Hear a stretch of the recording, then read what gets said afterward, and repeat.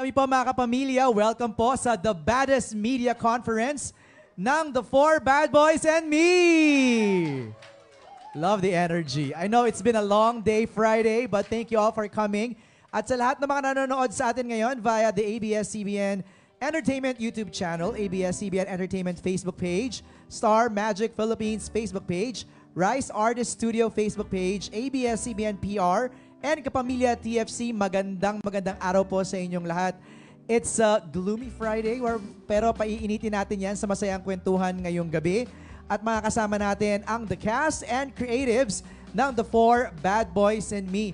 And just so you know, this is the very first original movie produced by ABS-CBN on YouTube.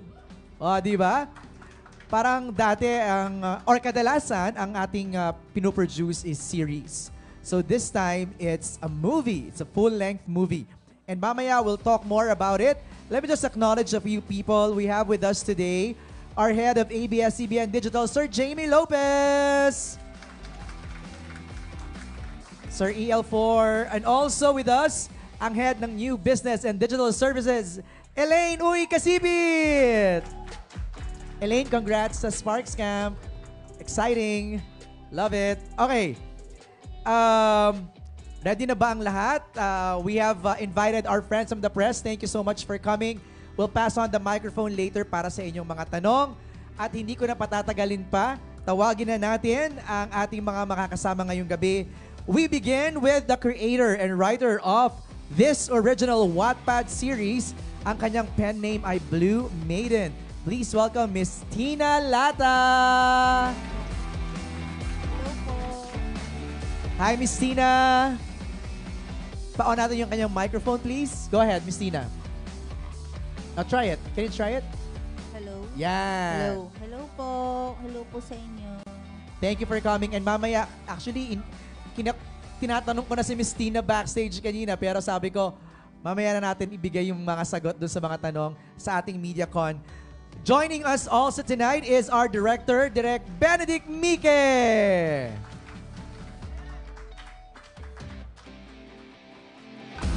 Direk, post ka muna sa gitna, please, for photos lang para sa ating mga social media uploads agad-agad. Ayan.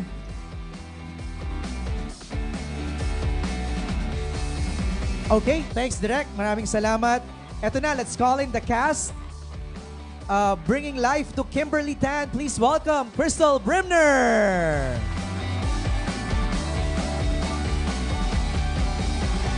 All grown up. Diba? Beautiful lady. Crystal Brimner. Pose for photos muna, Crystal.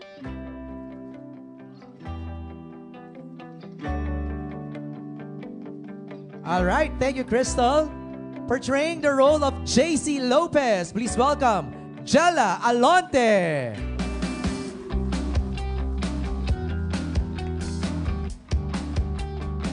Jella, please tayo ka muna sa center for photos lang.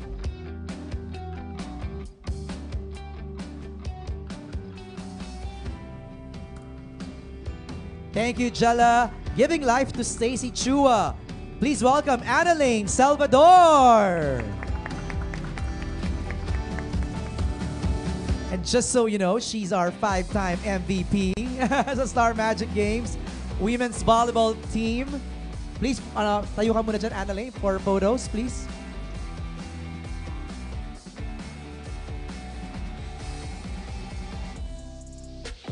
Thank you, Annalyn. Portraying the role of Sean Lucas, our PBB big winner, Brent Manalo.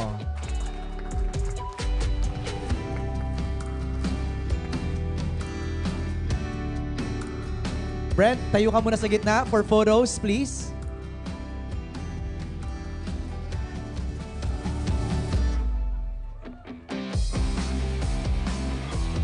All right, thanks, Brent.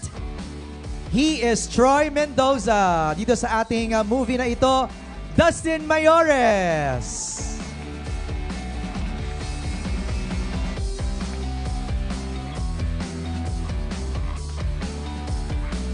Post for photos lang muna.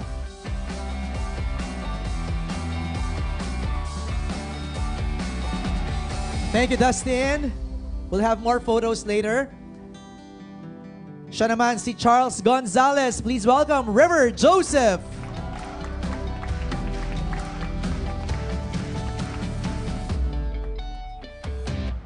Parang maangas na kaagad ah.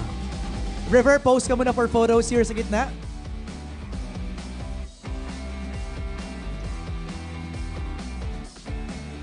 Thank you, River.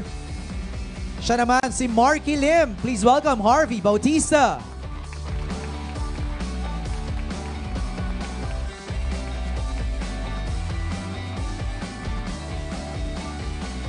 Harvey, pose for photos muna sa gitna, please.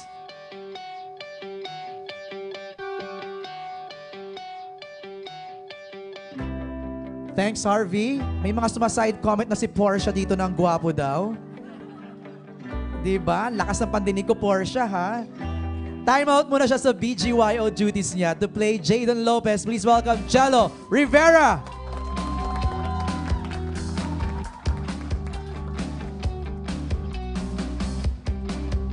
Jello, pose for photos muna sa gitna, please.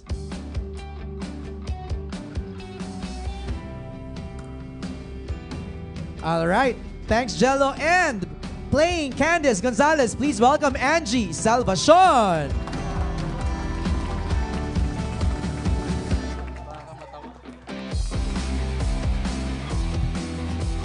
Angie, please tayo ka muna sa gitna for photos lang. Ayan.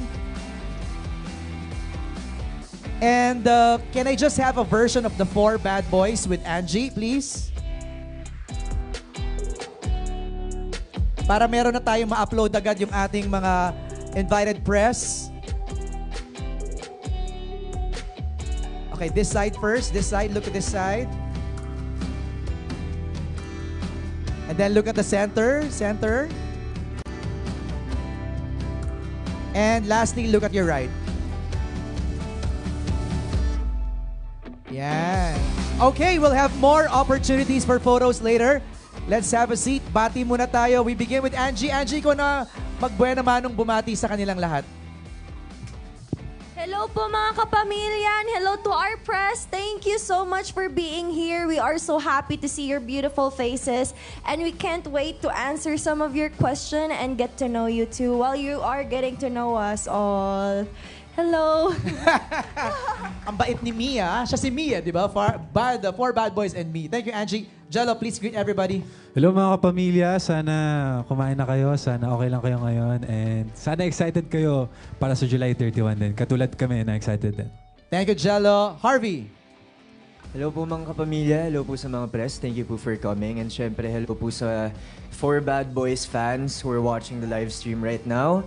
I hope you guys are excited. I hope you guys are good. Sana nakakain na po kayo. And yeah, thank you for coming.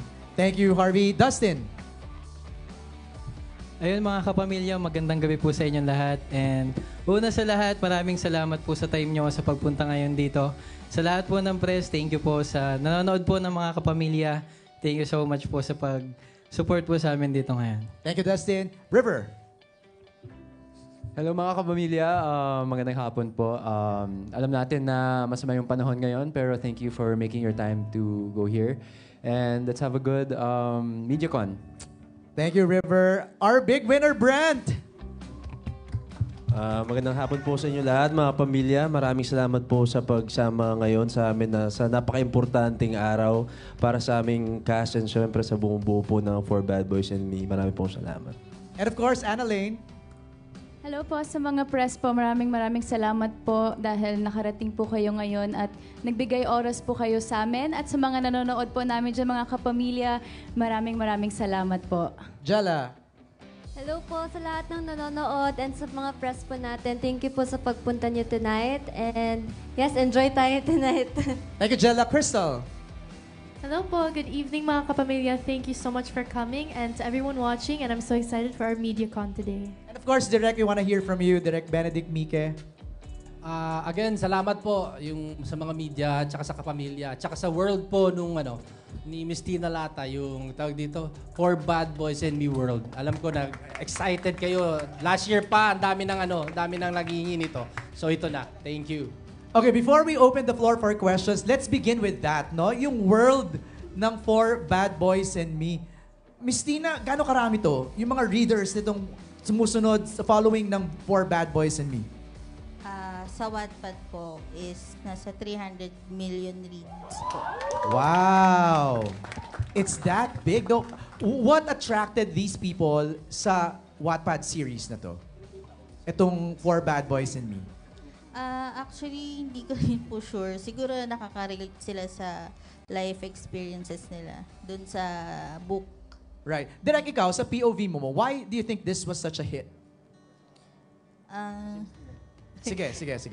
Siguro po kasi yung book is during high school and yung mga readers ko is high school po.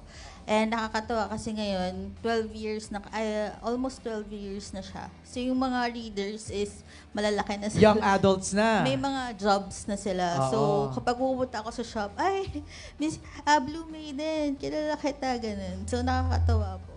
It brings nostalgia. Yes. Diba, no? Naalala nila yung high school days nila. Actually, kahit sino naman sa atin, pag mayroon tayong pinanood na series na high school related or something, reminds us of, our childhood, teenage days, diba? Direk, ikaw, you wanna answer, why do you think this was such a hit? Doon pa lang sa Wattpad. I think maganda yung it's about a woman na may 4 na gwapong lalaki na sa paligid niya. Pangarap ng lahat yan eh. Diba, parang naging naging trend yan eh. And hanggang ngayon, sinusundan yan in terms of what they call love teams, etc. So it's a format that everyone is familiar, it's aspirational, and everybody wants to be in. No, you are correct. Actually, ang daming mga past materials na ganito. There's a girl and there are 4 boys. Pinattern mo ba doon, Miss Tina? Sinakyan mo yung wave na yun? Actually po, inspired din siya sa Meteor Garden. Opo. Okay. Parang ginawang Pinoy yung culture. Pinoy version, parang ganyan. Nice, with Pinoy flavor. Anybody who read that Wattpad, sino sa inyo nakapanood? Ange, nakabasa. Ever since grade 9 kami ng mga classmate ko, may best friend kasi ako si Carjen. Hello Carjen, if you're watching. Talagang nag-aaway kami para lang abangan talaga yung next na chapter kasi matagal po si Miss Tina mag-upload. Totoo ba? Yeah, abang kami every time. Nag-aaway kami. Wait, anong frequency nung upload? Every week? Hindi siya every week. Minsan paputol-putol si Miss Tina before eh. Minsan magkasunod na araw, tapos minsan parang the whole week hindi siya magpo-post. Oh. Tapos the next week ulit, ganon. Bakit naman ganon, Miss Tina? Kasi may work din po ako. Tama naman. Hindi ko rin kayang i-full-time pa. Oo. Yun. Para lang sa kaalaman ng ating mga kasamahan sa press right now, nakakailang books or series na kayo nasulat sa Wattpad? Meron na po akong 11 published books po. Wow! Tapos, before sa TV5, parang naka-4 na po ako. Na series. Na series. Oo. This time with ABS-CBN naman, Opo. a movie. The very naman. first ABS-CBN produced. Briefly, let's talk about your roles. Nabanggit ko yung mga pangalan kanina, but tell us something more about your role. Ange, you're portraying Candice? Yes, I'm portraying Candice, and Candice is a very, at first she's very meek because she always get bullied. Okay. But then, the 4 bad boys, dumating siya sa buhay niya, and then she began to discover na her world na, hindi lang pala, okay na ako lang mag-isa. Masaya din pala na nag-open up ako sa ibang tao. Masaya din pala na, I'm getting to learn the world with the people who are important to me, and I'm getting to learn the world na I am fiercely and I am boldly out there, na I'm not scared. Hindi siya scared sa mga discrimination ng iba kasi lagi siyang nabubuli nga. Kasi pangit siya, bruha lagi yung buhok niya, wala siyang ayos, ganun. So, parang ang saya na, kasi it really happens in real life. May I was about nabubuli to talaga. say, Yeah. it's a relatable experience. Diba? Yeah, because everybody, may mga tao talaga na nabubuli, and this is a good book din na to read on na, we have to be gentle and we have to be good then to others because we don't know what they're going through behind. Tama. So, ayun, it's such a great story and I love Candice so much. Si Jadon, bully ba? Ano ba? Bully ba yung character mo dito, Jello? Medyo bully siya. Kumbaga si Jadon yung leader ng pack. Kung makikita niyo siya at first, sobrang tough, sobrang masungit, suplado, pero may bubog siya na kailangan niya maintindihan kung bakit mataas yung walls niya sa mga ibang tao. And kumbaga sa ending yan, kailangan niya na panoorin kung ano mangyayari kapag nagmahal na siya. Yeah. Oh, so love will change his his life or perspective or mood, 'di ba? Okay. Si Marky, ano ba? Bully din ba si Marky? Si Marky naman po, well, he's part of the Four Bad Boys, pero I personally like to think of Marky, at least in the version na sinulat po ni Direk Bene, as yung parang anchor ng Four Bad Boys. I think Marky kasi he's more observant, he's more quiet, mas tamed yung kulit niya. But I think in a way, kung kasing kulit lang ni Marky yung tatlong boys, if he's as aggressive as River or as kasing kulit ni Troy or kasing sungit ni Jadon, I think the four boys would just be too much. So I like to think of Marky as the anchor. He's also a risk taker. I think he's really motivated by chance and that 50-50 thrill of not really knowing what's gonna happen, and that's in a way parang naging story engine ng movie na to. For reasons na hopefully you will find out if you do watch the movie. A lot of the events of this film start because of Marky's obsession with chance, siguro, or gambling fate siguro po. So we keep on reminding everybody that this is a movie, ha. Isang upuan to, panoorin ninyo. Hindi ito yung parang you're gonna wait for another episode next week. Hindi ganon. Isang upuan na papanood nyo na agad to. Yes po. Thanks, Harvey. Charles, anong sabi niya kanina? Masungit si Jadon. Aggressive. Si Charles naman siguro is the most aggressive out of all the boys.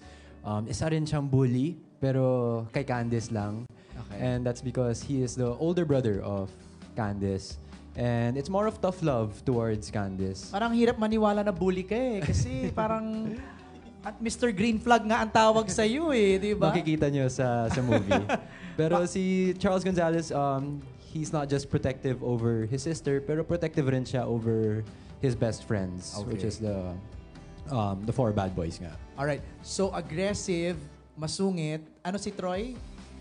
Makulit. Okay, Dustin. Describe your character. Ayun po, I'm playing the role of Troy Mendoza. Ayun nga po, nasabi nga po ni Harvey na makulit si Troy. Which is, totoo naman. And ayun, dun din kinuha ni Direk yung character na Troy kasi dun niya nga nakita na, ayun, kung sa akin, na sobrang kulit ko. And mapapanood nyo din po doon kung gaano ka-lover boy si Troy. Oh! And so sa grupo niya, ikaw yung lover boy? Opo. Okay. Actually, hindi lang po ako, Kayo din. Pero ikaw yung mas open. Ayun po, mas Ikaw yung open ako. Open. Then kasi grabe siya pong mag-ano sa girls. Like, Okay. Doon siya bully. Ayun talaga. Flirt. Opo, flirt. Okay. Pero, Chick boy. Ayun po. Yan. Okay. Thank you, Dustin. Ikaw, Brent, party ka ba ng bully group? Siyempre kung may four bad boys, may one good boy. Yun po yung character ko doon. So good boy yung character ni Brent na si Sean. We'll see. You'll have to find out. Yun yung kailangan nila malaman. Kung good boy ba talaga. So parang medyo pivotal ang character mo dito, ha? We'll see. Oh, let's see. Okay. Next, si Annalyn, Stacy Chua. Yeah, I play the role of Stacy Chua. I would say, based on the book, she's the queen bee, a cheerleader. Are you a mean girl?